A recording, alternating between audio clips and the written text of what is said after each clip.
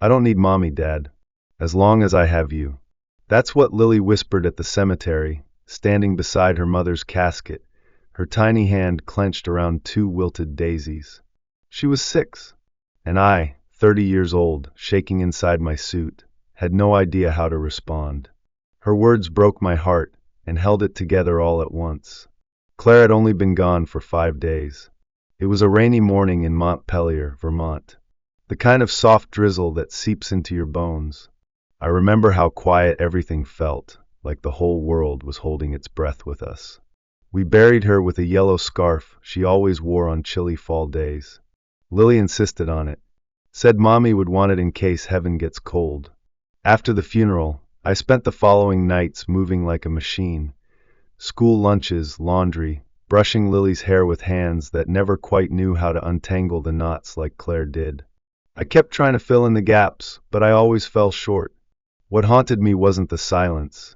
It was the absence of Claire's humming in the kitchen, her scribbled notes on the fridge, the sound of her laugh echoing down the hallway. Lily didn't cry much. Not the way I expected. She was too quiet, too composed. That worried me more than anything. Then one night, about a week after the funeral, I was tucking her in when I noticed something under her pillow. It was a folded piece of construction paper, pink and wrinkled at the edges.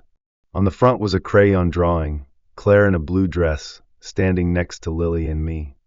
I opened it carefully. Inside, in large, shaky handwriting. Hi, Mommy.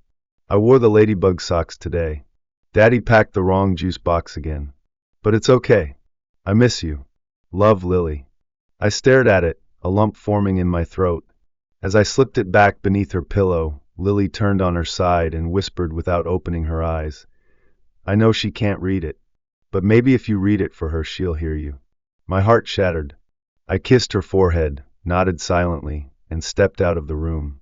That night, I sat on the living room couch in the dark and read her letter out loud in a whisper. And every night after that, a new letter appeared under her pillow, sometimes written in scented marker, sometimes with a tiny sticker in the corner. Each one was a lifeline to a mother she was terrified of forgetting. Some were silly. I got ketchup on my shirt. Daddy didn't even notice. Some were piercing. Are you mad that I didn't cry more? But the one that got me the most was this. I had a dream you came back. You smelled like apples and laundry. I tried to hold on, but you floated away. Please come back for real. Claire used to smell exactly like that. Apples and laundry.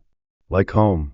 I began whispering each letter at night, not just for Lily, but for myself, so that I wouldn't forget her voice, her words, the way she used to stroke Lily's hair when she cried, or the way she'd cut my face in her hands when I came home tired.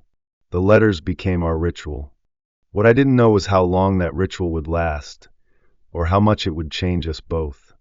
5 years passed like the changing seasons, quiet, unnoticed, until one day you wake up and realize the child you tucked in last night now stands nearly eye level. Lily was 11 now, bright, strong-willed, with a spark in her that reminded me so much of Claire it hurt sometimes. But she still wrote letters. Every Friday night, without fail, she placed one beneath her pillow. The pink paper had turned to notebook pages, the crayon drawings replaced by thoughtful handwriting. But the heart inside them remained the same. What changed were the contents. Mommy, the girls at school whisper when I walk by. Mommy, my hair's so frizzy. I don't know how to make it pretty like yours. Mommy, I got a C on my math quiz and I feel stupid. I read them in the hallway, just like always. But now they stung more, because these weren't the worries of a 6-year-old anymore. They were the fears of a girl slowly losing the safe fantasy that her mother could hear her. And that's when I made the choice. I wrote back, using Claire's old stationery, cream paper with faded lilac edges. I crafted a response in her voice. My beautiful Lily, you are more than your grades. You are smart in ways the world hasn't even seen yet. And your hair, it's wild and free, just like your spirit. I wouldn't trade it for anything. Love, Mom. I left it under her pillow. The next morning, Lily stared at the letter as though it were a miracle in ink. Her eyes were wide, her lips trembling. She wrote back, she whispered. I nodded, said nothing more. handed her a bowl of cereal. She clutched the letter in her hands like it was a treasure, then folded it neatly and tucked it into a box she kept in her room. And so began a new ritual. From then on, 2 letters appeared, one from her, one to her. Every Friday night, I answered as best I could, encouraged her when she doubted herself, celebrated her small victories, wrote about memories only Claire could have known, so the illusion would feel real. Remember when you danced on the kitchen counter in your rain boots? That was my favorite day. That memory was real. Claire laughed until she cried that day. And through those letters, Claire lived again. Lily flourished. She started writing stories, pages and pages of fantasy tales and poems. She made the honor roll. She joined choir and sang with a joy that filled our home. She helped other kids at school who were having a hard time, like she knew exactly what kind of words could reach them.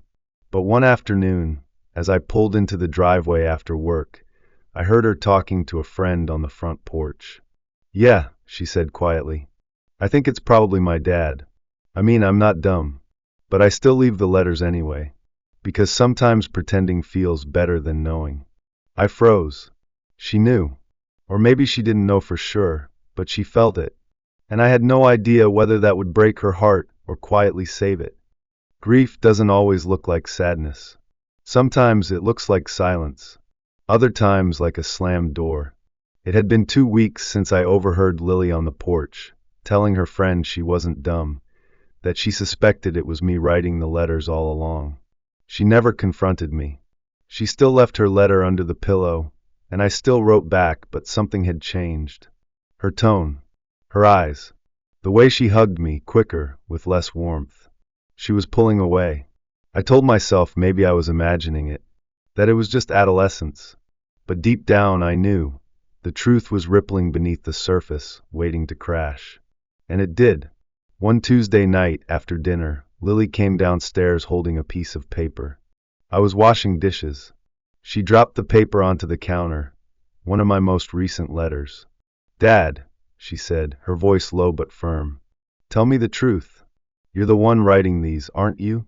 The question hit like a punch. I looked at her, taller now, eyes full of guarded hurt, and I knew this wasn't a moment I could deflect or sugarcoat. "Yes," I said gently. Her eyes didn't blink. Her arms folded across her chest. "For how long?" "Since the beginning," I said. "Since you were 6. Her face didn't crumble the way I expected. She stayed still, unreadable. "So all those words, all that comfort, wasn't her?" I opened my mouth to explain, to tell her that Claire was in those words, that I only ever tried to speak the way her mother would.